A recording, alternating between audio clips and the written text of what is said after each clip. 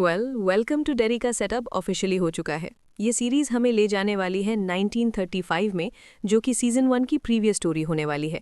Makers ने confirm कर दिया है कि ये शो हमें 2027 के लास्ट तक देखने को मिलेगा। सीरीज़ का एंडिंग एक बात बिल्कुल क्लियर कर देता है, डेरी का कर्ज कभी ख़त्म नहीं होता और यहीं से शुरू होता है पेनीवाइज का वो शॉकिंग टाइम ट्रैवल कॉन्सेप्ट। और सबसे बड़ा रिवील ये था, मार्ज ही ऋषि की असली मॉम है। अब सवाल ये है, अगर पेनीवाइज को मारा नहीं जा सकता तो सीज़न 1 की एंड में हमने जो देखा वो था क्या?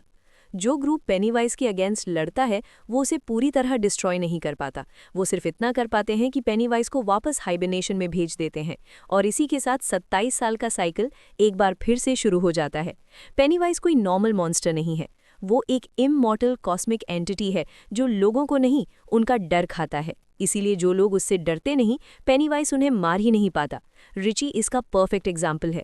वो जानता था कि वो मरेगा, लेकिन फिर भी वो डरा नहीं। उसने अपनी मौत को एक लेजेंड की तरह एक्सेप्ट किया और जब फियर खत्म हो जाता है तो पेनीवाइज भी कमज़ोर पड़ जाता है। इसीलिए एंड में वो डिफीट हो जाता है, लेकिन कंप्लीटली ख़त्म नहीं होता, क्योंकि पेनीवाइज पास्ट, प्रेजेंट और फ्यूचर तीनों में एग्जिस्ट करता है।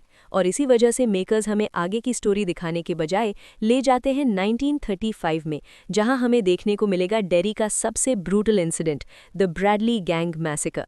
ये मैसेकर रैंडम नहीं था, ये था पेनीवाइज का प्लान, क्योंकि पेनीवाइज हमेशा खुद नहीं मारता, कभी कभी वो लोगों को ही मॉन्स्टर बना देता है।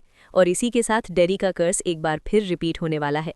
याद रखना, जहां पेनीवाइज दिखाई नहीं देता वहीं वो सबसे ज्यादा एक्टिव होता है। So that's it for today's video. Thanks for watching.